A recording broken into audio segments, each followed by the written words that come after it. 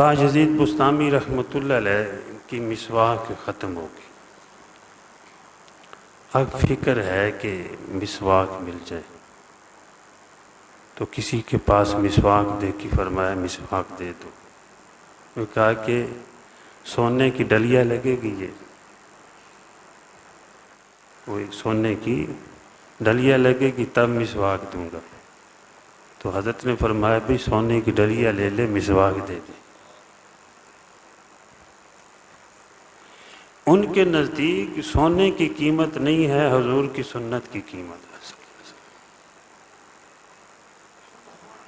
یہ ان کو پتہ تھا، اللہ نے سمجھ عطا فرما دی. نقش قدم نبی کی ہیں جنت کے راستے، نقش قدم نبی کے ہیں جنت کے راستے، اللہ سے ملاتے ہیں سنت کے راستے. یہ ان کو سمجھ آ گئی بات.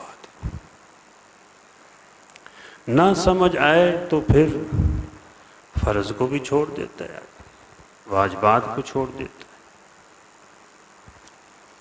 سنتوں کا پتہ ہی نہیں ہے، نوافل یاد ہی نہیں ہے. حالانکہ یہ نماز کے آگے پیچھے جو حضور صلی اللہ علیہ وسلم نے امت کو تعلیم دی ہے سنتوں کی، یہ کس لیے دی ہے؟ میری امت نے یہ سنتیں پڑھے. اور بعض سنتوں کا درجہ واجب کا ہے. ایسی زور کی سنتیں اگر رہ بھی جاتی تو حضرت مائی صاحبہ فرماتی ہیں کہ حضور صلی اللہ علیہ وسلم پھر بعد میں فرضوں کے بعد پڑھ لیتے تھے، لیکن آپ نے پڑھی ہیں. اب جمعہ کی 4 سنتیں ہیں، جمعہ کے بعد 4 سنتیں ہیں، 2 بھی پڑھی ہیں. ان 4 اور 2 حضرت عبداللہ بن عمر رضی اللہ تعالیٰ غالباً 4 اور 2 پڑھتے تھے، یا 2 اور 4 پڑھ لیں.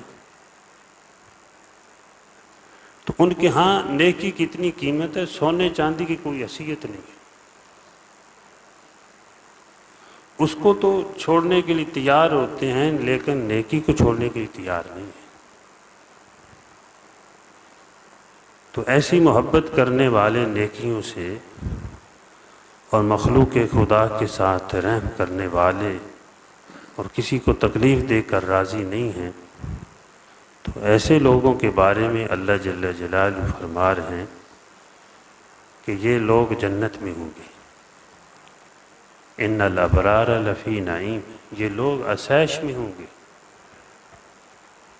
یعنی اللہ ان کو جنت کی زندگی عطا فرمائے، یعنی جنت میں لے جائیں گے، وہ جنتی ہوں گے.